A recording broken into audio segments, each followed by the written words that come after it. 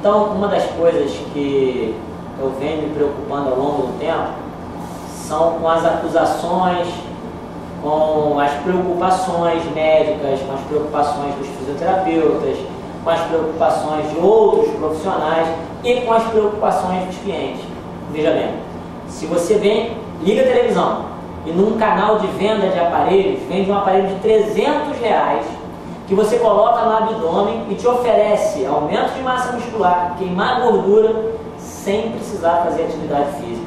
Se eu dissesse isso para vocês, eu estaria mentindo. Então, sempre é aconselhável ao profissional que estiver executando a corrente, aconselhar qualquer tipo de atividade, que seja ela só uma caminhada, mas é necessário porque o organismo é uma máquina humana diferente da máquina mecânica. A máquina humana, quanto mais se usa, mais nova fica. A máquina mecânica, quanto mais se usa, mais velha fica. O nosso carro, à medida que os anos passam, ele fica velho. O nosso corpo não. Nós usamos, nós melhoramos, nós delineamos o nosso corpo, melhoramos a qualidade estética, a qualidade muscular e etc. Então, uma das coisas que é muito importante saber é sobre fadiga muscular. Todas as vezes em que eu vou fazer palestra em clubes de futebol pelo mundo inteiro, a primeira pergunta que me fazem é a seguinte: a eletroestimulação causa fadiga? Então, primeiro eu tenho que conhecer o que é a fadiga. Tem a fadiga central, a fadiga periférica, e entre essas duas eu posso ainda trabalhar exclusivamente a fadiga periférica. A fadiga periférica é a fadiga muscular. E a fadiga central é quando o cérebro não executa mais. Um paciente com AVC, por exemplo, uma paciente com derrame cerebral, a grosso modo falando. Então, o que é fadiga? Saiu um artigo em 1983, onde Obajuva falava que a eletroestimulação causava extrema fadiga. Você vai ler o protocolo que ele executou, ele esqueceu de que havia parâmetros que precisavam ser respeitados. O que eu estou querendo dizer para vocês isso? Porque vocês vão escutar diversos profissionais com opiniões diferentes. E não é a opinião que me interessa. O que me interessa é o resultado prático. Deu certo de que jeito? Deu certo fazendo assim, assim, assim e assim. Eu vou tentar passar isso para vocês. O que eu tenho que fazer? Fadiga periférica é músculo. O músculo, ele se alimenta de quê? Ele se alimenta única e exclusivamente de proteínas e de carboidrato. Como ele se alimenta? À medida em que eu executo a contração muscular, a partir do ATP, adenosina trifosfato, ele começa a fazer deslizamento de actina e miosina e o músculo faz a sua contração. Nessa explosão tem uma extrema queima calórica.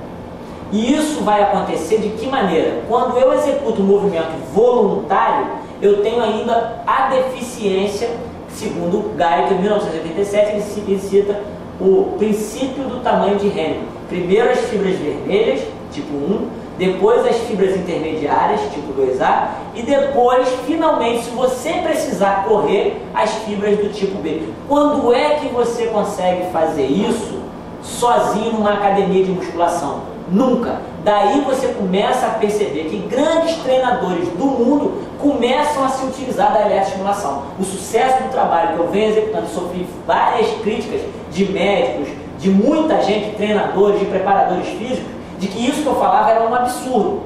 Mas hoje, a partir dos resultados, das vitórias do time, começa-se a perceber que você tem um resultado positivo e isso nos interessa. Como? Como eu evito uma fadiga? Se eu tenho um protocolo, aí eu tenho que saber se eu vou trabalhar isometria, isotonia, e aí nós montamos protocolos com que objetivo? Se eu tenho o objetivo de fazer o músculo crescer, hipertrofia, eu tenho que ter alguma coisa já encaminhada para esse tipo de coisa, para esse tipo de objetivo. Então, eu tenho que saber que fadiga muscular só ocorre quando você elimina todos os substratos energéticos, todo o alimento que o músculo precisa para se alimentar. Que bom, porque se eu causo fadiga, significa que ele recrutou todo tipo de gordura disponível para que ele possa se alimentar. O músculo se alimenta disso. Quando eu acabo com carboidrato, ele se alimenta de gordura. Ótimo que entra em fadiga. O que se esquece é o seguinte, que no músculo da RAM, Fox em 1999 testou o músculo da RAM, o sartório, e ele descobriu o seguinte: mesmo depois de eletroestimular por 20 minutos com intensidade máxima, ainda sobrou 75% de fosfocreatina.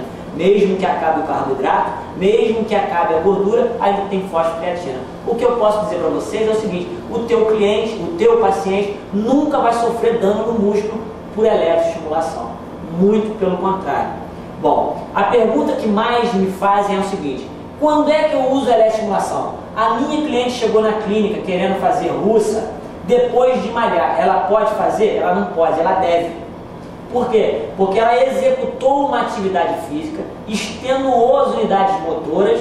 As unidades motoras são os pontos motores, porque gastou muita energia e o músculo passa, é aquele nosso sintoma, a perna fica bamba, você fica cansado, você fica desgastado. Quando você usa a corrente russa pós-treino, você dá ao músculo uma espécie de, igual um carro quando acaba a bateria, a chupeta. Você coloca um carro do lado, o alternador não funciona, bota a bateria do outro carro, o fio da bateria num carro no outro, o carro pega. Quando você liga a eletroestimulação nos pontos motores certinhos, o que acontece é que a pessoa ganhou sobrevida muscular. O que isso acontece? Se ela fez um trabalho muscular na academia, ela veio para a sua clínica e fez a eletroestimulação, a tendência é hipertrofiar. Você pode fazer o contrário, eletroestimulação e depois faz atividade física, é o que nós fazemos no futebol.